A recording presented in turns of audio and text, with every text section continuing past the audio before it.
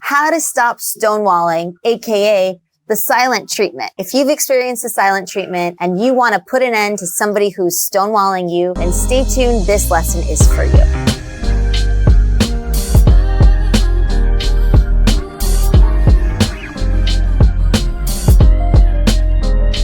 What's up, Explorers? MD here, helping you upgrade your life through better communication. Be sure to subscribe to join our tribe of Explorers and get all the videos helping you become a better communicator. So first of all, let's define stonewalling. Stonewalling is when somebody stops talking to you. That's why we call it the silent treatment, because they're not saying anything to you. But little do they know that in the absence of words, in the absence of verbal communication, they're actually communicating something to you through their silence, right? You can tell when a person is angry, upset, frustrated, when they just shut down and they don't want to talk and they just can't find the words to express themselves. But in this video, I'm going to teach you what to do, what to say more explicitly to somebody who is stonewalling you so that you can actually help, one, figure out what's going on, and two, be able to problem solve and come to a solution. And that is what we want, Explorers. Generally speaking, people tend to stonewall when they have an issue with something or someone, and they're not able to express these frustrations or feelings of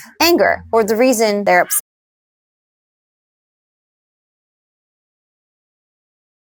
to begin with. We've all experienced the silent treatment. But here's the thing. If you can't verbalize your frustrations, your emotions, your feelings, what's going on, what's ailing you, then it's going to make it 100 times harder to actually resolve the problem. You will arrive much sooner at a solution if you're able to express what is going on and what's bothering you. So that is why stonewalling and giving somebody the silent treatment is so detrimental and doesn't help at all with repairing relationships or figuring out the problem and trying to come at a resolution. So today we're looking at ways to deal with stonewalling so that you can come to a solution and problem solve. With this magic phrase, you are going to be a tactful and savvy and strategic communicator. Are you ready for the phrase? Here it is. If you can't communicate the problem, how can I help you? Or if you'd rather make it a declarative instead of a question at the end, you can say, if you can't communicate the problem, I won't be able to help you,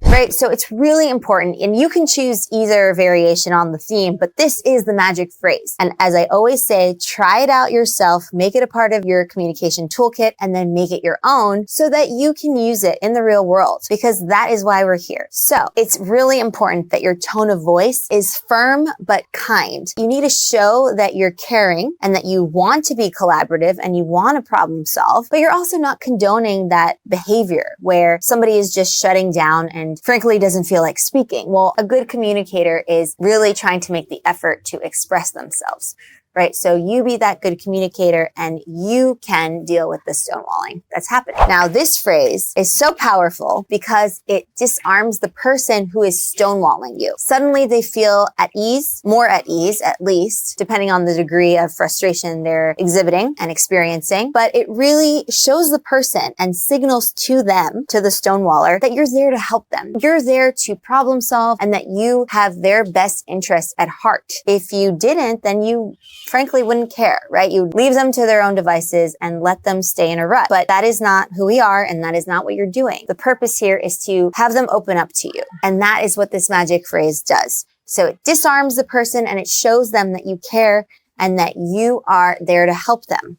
Let's see this phrase in action. I want you to imagine a couple, Suzanne and Fred, and they are in a disagreement over the division of labor at home. So Suzanne is stonewalling Fred. She's giving Fred the silent treatment because she is not very happy about her current situation. She's juggling children, a husband, a household, and on top of all that, her boss is giving her a hard time with new deadlines for upcoming projects. Long story short, she has a lot on her plate. So she's feeling overwhelmed, but she's not articulating that to Fred. Instead, she's stonewalling him. So Fred, the savvy explorer, communicator he is, decides to pull out that phrase, that magic phrase I just just taught you and try it on Suze. So he says, Suze, if you can't communicate the problem, I can't help you. So by saying this, Suzanne is disarmed and she's able to verbalize her frustration as to the huge workload that she feels like she's struggling with right now. And they are able to come to a solution because they talk it through. So you see, explorers, it's a matter of being able to break down that stone wall so that you're able to articulate your frustrations if you're the person giving the other communicator the silent treatment. If you're the stonewaller yourself, you know that you really should be expressing your frustrations so that the person that is trying to engage with you can help. And at the end of the day, you'll come to a great solution so that you can have a win-win or see eye to eye or just decrease your stress. Remember, explorers, most problems can be solved through strategic communication.